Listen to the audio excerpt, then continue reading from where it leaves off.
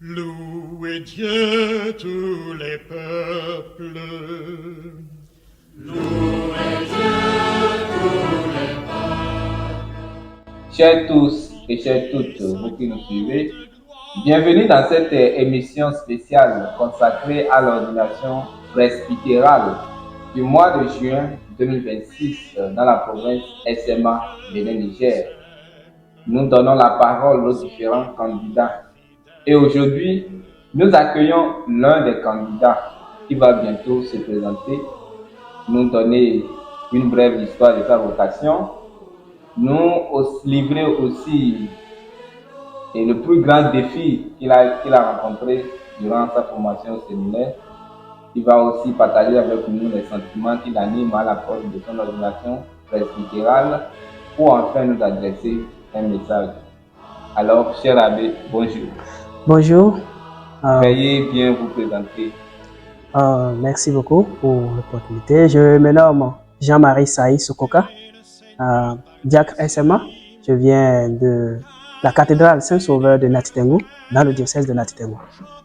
D'accord, merci, cher abbé Jean-Marie Sokoka de Nati-Tengou. Oui. Alors, notre première question à vous est de savoir l'histoire de votre vocation. Comment est née votre vocation? Ma vocation est née, je dirais, de façon progressive, à travers personnellement ma vie de foi et aussi ma vie de prière. Et je peux aussi augmenter qu'elle est née à travers aussi ce témoignage que j'ai eu à travers les différents prêtres qui ont passé par nos différentes églises, spécialement la cathédrale d'où j'ai vraiment vécu, et qui m'ont vraiment marqué de façon positive dans leur manière qu'ils étaient en train d'accomplir l'œuvre de Dieu dans leur vocation sacerdotale. Donc, elle est née de là et aussi de mon intimité avec le Saint-Sacrement, l'adoration, le cœur à cœur avec Jésus dans le très Saint-Sacrement. Et c'est de là que le désir, l'intimité entre mon Seigneur est né et l'appel a été ressenti pour le servir dans le sacerdoce. Merci beaucoup, abbé Jean-Marie. On comprend que votre vocation est née de façon progressive en voyant les prêtres vivre selon leur vocation. Et l'idée est venue en vous de devenir prêtre. Et ensuite, à travers votre dévotion au Saint-Sacrement, la vocation a grandi. Oui. Et vous êtes allé au séminaire. Alors, votre vie au séminaire a certainement rencontré des défis que vous avez surmontés. Quel a été le plus grand de ces défis-là? Actuellement, je dirais aussi, les défis, il y en a. Il y en a eu assez. Mais le plus grand défi, c'est l'équilibre. Parce que dans la formation, pour devenir prêtre, il y a les 4 piliers. Donc, vous savez bien. Donc, ces 4 piliers, qui est la formation humaine, la formation intellectuelle, la formation spirituelle et aussi pastorale.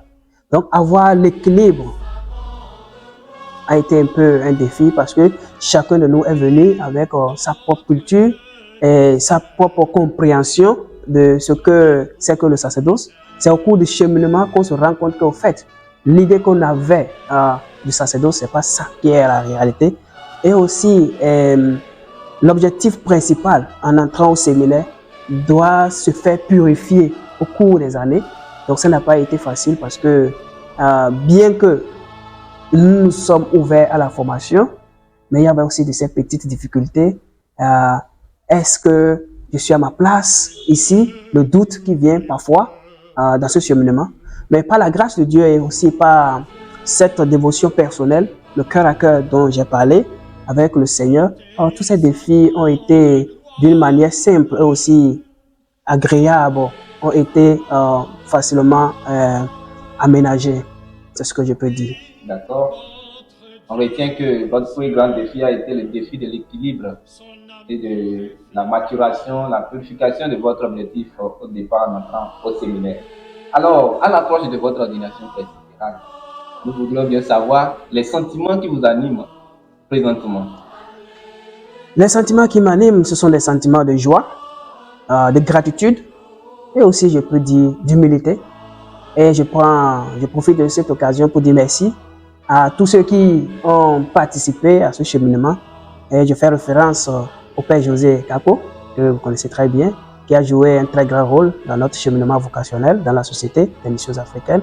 Et je remercie aussi les sœurs Blandine et Marie-Noël, servantes de la lumière du Christ, qui ont aussi joué un très rôle dans ce processus de discernement. Et enfin aussi les pères aumôniers de l'Emmaüs, les pères dominicains. Donc c'est tout un mélange de sentiments de joie, de gratitude et aussi d'humilité. Voilà, vos sentiments sont ceux de joie, de gratitude, d'humilité. Alors merci à vous. Pour finir, notre dernière question, c'est de vous demander d'adresser un message à ceux qui vous écoutent, spécialement les jeunes qui sont dans la vie active ou bien même dans la foi et cherchent encore sur leur chemin professionnel. Quel message avez-vous à leur adresser? Le message que j'ai à adresser à mes chers sœurs et frères qui sont en train de se chercher, c'est d'avoir confiance en Dieu et de ne pas avoir peur de s'engager avec le Seigneur, que ce soit dans l'appel qu'ils ont reçu. Et l'appel qu'ils ont reçu doit être accompagné de ce que je vais dire, l'écoute. Qu'ils aient l'écoute, c'est ce qui manque maintenant à nous les jeunes. Nous n'avons pas l'écoute du Seigneur parce que nous nous laissons emporter facilement par la modernisation. Donc le Seigneur parle, mais il est difficile pour nous de l'entendre parce que nous ne nous laissons pas ouverts, nous ne nous ouvrons pas nos cœurs pour avoir cette écoute. Donc ce que je vais leur dire simplement, c'est de ne pas avoir peur à s'engager et aussi d'être des filles et des fils qui sont vraiment attentifs à la parole du Seigneur. Merci beaucoup, Abbé Jean-Marie. À vous jeunes, l'abbé dit d'avoir confiance en Dieu, de l'écouter. Faites place à Dieu dans votre vie et il vous reviendra. Alors nous disons encore merci à l'abbé Jean-Marie Sokoka qui a voulu et qui a accepté bien répondre à nos différentes questions.